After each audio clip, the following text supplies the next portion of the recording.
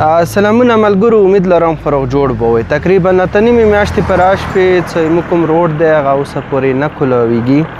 دغه روډ کې ټول نه غټ لاس چا دی او دا روډ ویلې نه کولاویږي. دې باندې لازمي وګڼله چې دوې خبرې په وکړو. اول خبره دا چې پرچنار بازار ډاک شو، هر مړل ګاډي ورته رسي، کنوایه راغللې. هر یو دکان دې وخت کې څومره سټاک دی هغه اوسه موجود دی. که د غلې والا د هغه څه غلا موجوده دی، که د پرچون والا د هغه څه ټول سامان موجود دی، که د نور څه مډل دکانونه دي هغوی سره خپل سامان اویلیبل دی. خو یو شی به تاسو نوټ کړئ چې دغو شیانو کې اوسه پورې کمای نه راځي. هماغه ریټونه چې هغه مخکې چلیدل هغه اوس یا چلیږي.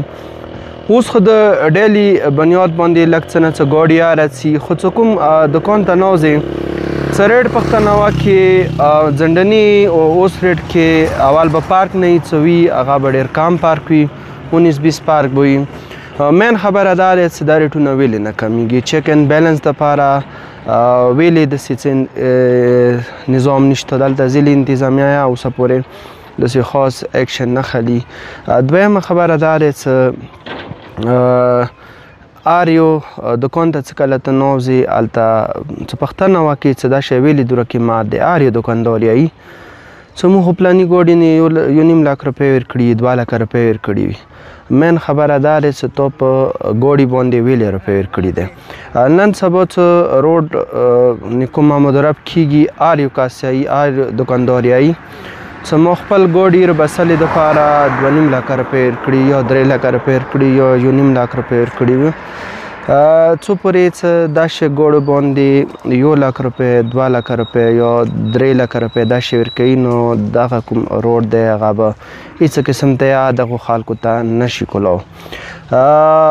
اول خبره دا چې د کوم تاجران دي، کوم دکانداران دي، روډ بندش کې ټول نه غټ لاس چې کوم دی هغه دغو دکاندارانو دی. ویلې چې دوی په رشوت FC پولیس او انتظامیه دی په رشوت باندې ادا ته که څه کله یوه ځای کې رشوت میلاویږي، نه هغه ځای کې کله پیسې میلاویږي، نه غواړي بیا چې ته همداسې روډ کولاو شي او بغیر پیسو کولاو شي. اول خبره ده ټول نه غوټ ملوث چې کوم دي هغه د دغه تاجران او هغه دي دکانداران دي. ویلې چا ته ویر شي څه د وکړو، ګاډی مې راوبسلو خو 1.5 لک روپۍ مې ورکړو. خدای دې تباه و برباد کړي. 1.5 لک روپۍ ته چېشته ورکولی ای تا دغه 1.5 لک د واجې، تا دغه 2 لکو د واجې ګټه خو تا ته دی، ته بې غریب عوام نه وبسې، خو روډ څه باندې دی تا واجې دی.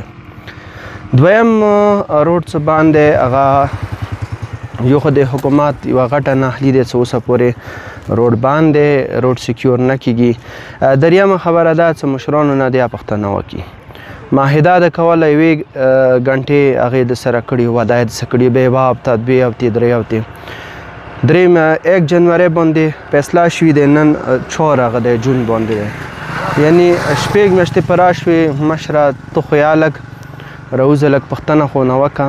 یوه وړه غونډه کې احتجاجي مظاهره خو ریکارډ کړه، ویلې نه کولاویږي.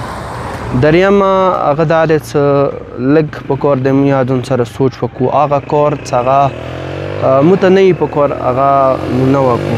اول خبره دا چې پایدار امن دپاره موږ سوشل میډیا استعمال هغه په کار دی دا وکړو. دویمه دا چې کومه سوشل میډیا د حقوقو دپاره استعمالیږي، په کار دی دا سوشل میډیا مو روډ پاره مو هیلث پاره مو ایجوکیشن پاره استعمالیدله، خو هغه دی مو یو بل په خلاف هرزه سرایي ګنوچان هر ورځ کس یو نوی ټرند به مو سوشل میډیا کې شروع وي. څه ورنوځي، کله به سیاسي خلک لګیایي، کله به مذهبي خلک لګیایي په فضول شیان. کوم مین اواز دی، کوم مین شاید هغه باندې هیڅ فوکس نشته. نو څو پورې تا دغې علاقې کې په ګاډي باندې پیسې ورکولی شي، مشر حکومت ته نه یایي، ذمهدار ته نه یایي.